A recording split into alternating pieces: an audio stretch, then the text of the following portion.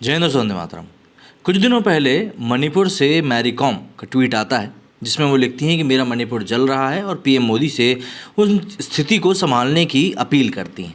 इस ट्वीट को देखने के बाद जो भी लोग मणिपुर में चल रही घटनाओं के बारे में नहीं जानते थे, वो भी वहाँ पर क्या कुछ हो रहा है इस बारे में गूगल पर, सोशल मीडिया पर सर्च करने लगे कि वहाँ पर चल क्या रहा है।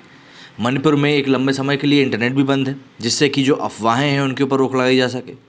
क्या कुछ चल रहा है मणिपुर में, इसी बारे में हम लोग अपने इस वीडियो में भी जानने की कोशिश करेंगे और बात करेंगे कि वहाँ पर इस तरह के हालात आखिर क्यों उत्पन्न हुए हैं और ये जो भी कुछ कॉन्फ्लिक्ट चल रहा है उस कॉन्फ्लिक्ट के पीछे की कहानी दरअसल क्या है। साथ साथ समझेंगे कि सरकार इन चीज़ों को रोकने के लिए किस तरह के कदम उठा रही है। मणिपुर पिछले काफ़ी दिनों से हिंसा की आग में झुलस रहा है। जातीय हिंसा, आगजनी, तोड़फोड़, लूटपाट, हत्या, हालात काफ़ी ज़्यादा खतरनाक है।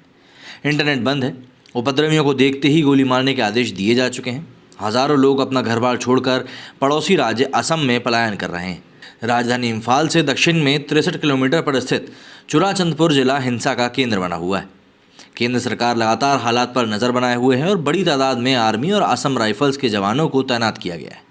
लेकिन सवाल सबसे बड़ा यही है कि आखिर ये कंडीशन बनी क्यों है, ऐसा क्या हुआ है, क्यों सुलग रहा है आखिर नॉर्थ ईस्ट का ये गहना।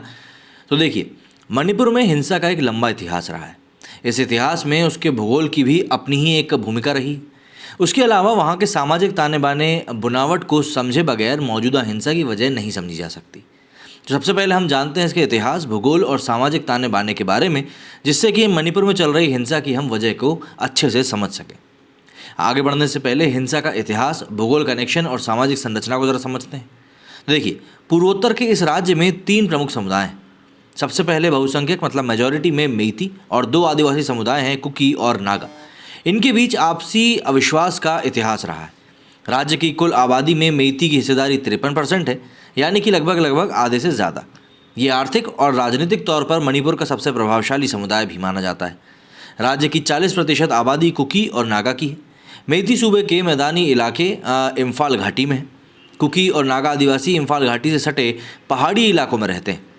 ये इलाके लंबे समय से उग्रवादी गतिविधियों के केंद्र भी रहे। एक वक्त तो ऐसा भी था कि तकरीबन 60 हथियारबंद उग्रवादी समूह इन इलाकों में सक्रिय थे। मणिपुर के कुल क्षेत्रफल का महज 10% हिस्सा मैदानी इलाका है, जो कि इम्फाल घाटी में और काफ़ी ज़्यादा उपजाऊ भी है। राज्य का 90% हिस्सा पहाड़ी इलाका है और मेइती आर्थिक और राजनीतिक तौर पर सबसे प्रभावशाली और ताकतवर भी है। राज्य में किसी भी पार्टी की सरकार हो, लेकिन दबदबा मेइती समाज का ही रहता है। मौजूदा मुख्यमंत्री एन बीरेन सिंह भी इसी समुदाय से ताल्लुक़ रखते हैं। कुकी और नागो समुदाय सरकार पर खुद के साथ सौतेला व्यवहार अपनाने का आरोप भी लंबे समय से लगाते आ रहे हैं। तो ऐसे में फिर सवाल उठता है कि आखिर इस हिंसा की जड़ क्या है। तो देखिए, ताज़ा हिंसा की 2 प्रमुख वजह हैं। पहला है मेजॉरिटी मेइती समुदाय को अनुसूचित जनजाति का दर्जा देने का फैसला, जिसका कुकी और नागा समुदाय विरोध कर रहे हैं। कुकी और नागा समुदाय को आज़ादी के बाद से ही आदिवासियों का दर्जा मिला हुआ है। और दूसरी वजह है गवर्नमेंट लैंड सर्वे। दरअसल बीजेपी की अगुवाई वाली राज्य सरकार ने रिजर्व फॉरेस्ट यानी कि आरक्षित वन क्षेत्र को आदिवासी ग्रामीणों से खाली कराने का अभियान चला रही है। कुकी समुदाय इसका विरोध कर रहा है। अब यहाँ पर एक सवाल फिर ये उठता है कि आखिर इस हिंसा की शुरुआत कहाँ से हुई, कैसे हुई। तो देखिए, तनाव की शुरुआत चुराचंदपुर जिले से हुई, जो राजधानी इम्फाल के दक्षिण में करीब 63 किलोमीटर की दूरी पर है। ये जिला कुकी बहुल इलाका है। पिछले हफ्ते the indigenous tribal leaders forum मतलब कि ITLF ने गवर्नमेंट लैंड सर्वे के विरोध में 28 अप्रैल को चुराचंदपुर में 8 घंटे बंद का ऐलान किया था। संयोग से बंद वाले दिन ही मुख्यमंत्री एन बीरेन सिंह का जिले में कार्यक्रम भी था। वो चुराचंदपुर में न्यू लमगढ़ टाउन के सद्भावना मंडप में रैली के साथ साथ एक ओपन जिम और PT स्पोर्ट्स कॉम्प्लेक्स का उद्घाटन करने वाले थे। लेकिन 27 अप्रैल की रात को ही भीड़ ने मुख्यमंत्री के कार्यक्रम वाली जगह पर जमकर तोड़फोड़ कर दी। कुर्सियों को आग के हवाले कर दिया गया। जिस ओपन जिम और स्पोर्ट्स कॉम्प्लेक्स का उद्घाटन होना था, वहां पर भी तोड़फोड़ और आगजनी हुई। हिंसा के बावजूद बीरेन सिंह के कार्यक्रम की तैयारियां चलती रहीं। 28 अप्रैल को अधिकारी और बड़ी संख्या में लोग CM के आने का इंतजार कर रहे थे। तभी वहां प्रदर्शनकारियों ने धावा बोल दिया। हालात को संभालने के लिए पुलिस ने प्रदर्शनकारियों पर आंसू गैस के गोले छोड़े और जवाब में उन्होंने पत्थरबाजी कर दी। तनाव की कंडीशन बनते देखने के बाद आखिरकार मुख्यमंत्री एन बीरेन सिंह ने चुराचंदपुर का दौरा रद्द कर दिया। 28 अप्रैल को देर रात तक पुलिस और प्रदर्शनकारियों में झड़प होती रही। उसी रात तुइबोंग एरिया में उपद्रवियों ने फॉरेस्ट रेंज ऑफिस को आग के हवाले कर दिया। अब ऐसे में अगला सवाल ये आता है कि आखिर कर्फ्यू की नौबत क्यों आई, या फिर उपद्रवियों को गोली मारने के आदेश की नौबत कैसे आ गई, मतलब कैसे इतनी बात बढ़ गई। 27-28 अप्रैल की हिंसा में मुख्य तौर पर पुलिस और कुकी आदिवासी आमने सामने थे, लेकिन 3 मई को कंडीशन बिगड़ गई और इसने जनजातीय संघर्ष का रूप ले लिया। एक तरफ मेइती समुदाय के लोग तो दूसरी तरफ कुकी और नागा समुदाय के लोग। इनके बीच जातीय हिंसा के बाद स्थिति और ज़्यादा बेकाबू हो गई। इस बार हिंसा की जड़ में मेइती समुदाय को एसटी का दर्जा दिए जाने का फैसला था। इसके खिलाफ कुकी और नागा आदिवासियों ने 3 मई को राज्य के सभी 10 पहाड़ी जिलों में ट्राइबल सॉलिडेरिटी मार्च यानी कि आदिवासी एकता यात्रा निकालने का ऐलान किया। मार्च का आयोजन all tribal student union Manipur मतलब कि ATSUM ने किया था। इस दौरान हिंसा भड़क गई, जिसने देखते ही देखते जातीय संघर्ष का रूप ले लिया। स्थिति इतनी बिगड़ गई कि 8 जिलों में मोबाइल इंटरनेट सर्विस सस्पेंड कर दी गई, कर्फ्यू लगा दिया गया, उपद्रवियों को देखते ही गोली मारने का आदेश दे दिया गया। हालात को काबू में करने के लिए पुलिस के साथ साथ आर्मी और असम राइफल्स को उतार दिया गया है। फ्लैग मार्च किए जा रहे हैं, लेकिन हत्या, आगजनी, पुलिस और सुरक्षा बलों पर हमले, लूट की घटनाएं अब भी जारी हैं। अब तक करीब 10 से 12 हज़ार लोग राज्य से पलायन कर चुके हैं।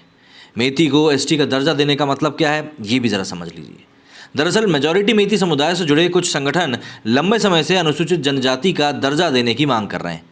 समुदाय से आने वाले कई विधायक भी खुलेआम इस मांग का समर्थन करते रहे हैं। मेइती समुदाय का कहना है कि बड़े पैमाने पर अवैध घुसपैठियों के आने की वजह से उन्हें समस्याओं का सामना करना पड़ रहा है। पिछले महीने मणिपुर हाईकोर्ट ने राज्य सरकार को आदेश दिया कि वो 4 हफ्तों के भीतर मेइती समुदाय को एसटी एक्ट का दर्जा देने की मांग पर केंद्र सरकार को अपनी सिफारिश भेजें।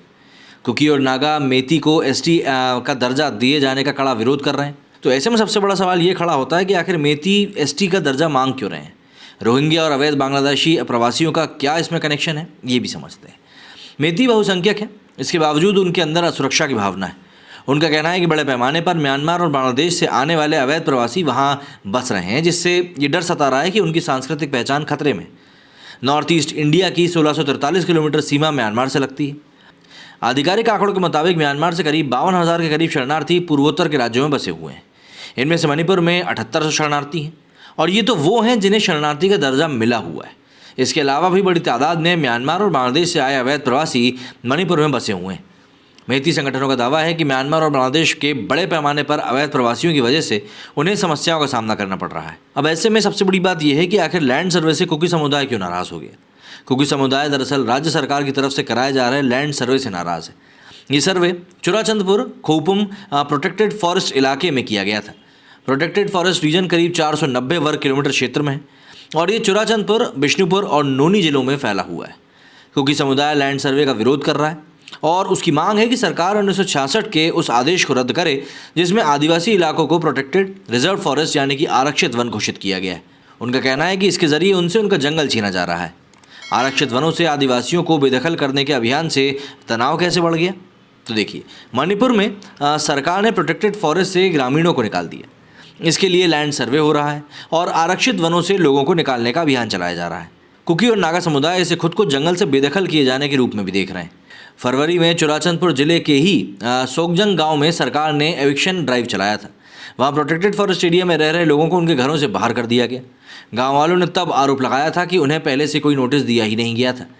बीजेपी की अगुवाई वाले सत्ताधारी गठबंधन में शामिल कुकी पीपल अलायंस ने भी सरकार के इस अभियान को अमानवीय बताते हुए निंदा करी थी।